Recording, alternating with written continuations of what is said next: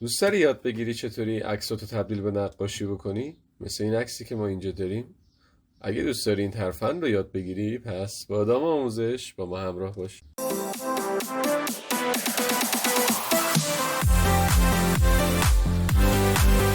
طبق ویدیو قبلی میخوایم سوژه رو از بک‌گراند جدا بکنیم. برای دیدن ویدیو قبلی کافیه که این بالا سمت راست روی این قسمت کلیک بکنید.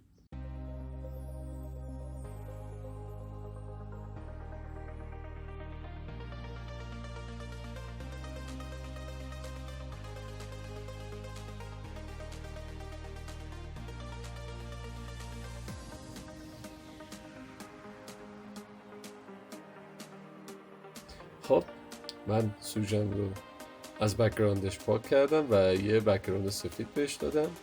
حالا با استفاده از کلیدهای کنترل جی یه کپی از لایم میگیرم، مودش رو روی کالر داج قرار میدم، از قسمت ادجاستمنت ها هیو سچوریشن رو انتخاب میکنم و سچوریشن رو روی منفی 100 قرار میدم. روی لایم کلیک میکنم، کنترل آی رو میزنم تا اینورت بشه. از منوی فیلتر بلر گاوسیان بلر رو انتخاب میکنم و بسته به تصویرم رادیوس رو افزایش میدم. مثلا اگه من رادیوس رو این رینج قرار بدم تصویر من واضح نیست، پس انقدر این رادیوس رو بالا میبرم تا بسته به سوژه بعد فرق میکنه. مثلا من اینجا برای من 170 161 مناسبه. اوکی میکنه. حالا فایل کاغذ رو با استفاده از ابزار موو میارم توی این عکسم، روی لایه راست کلیک میکنم، کانورت تو اسمارت آبجکتش میکنم که اگر اون بزرگ کردم کیفیتش پایین نیاد.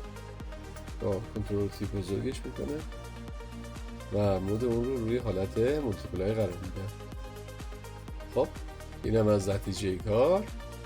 امیدوارم که از این لذت برده باشید. اگر این ویدیو رو دوست داشتید حتما اون رو لایک کنید و کانال ما رو سابسکرایب کنید تا هر روز یک ترفند جدید از فتوشاپ رو یاد بگیرید. ممنونم از نگاهتون.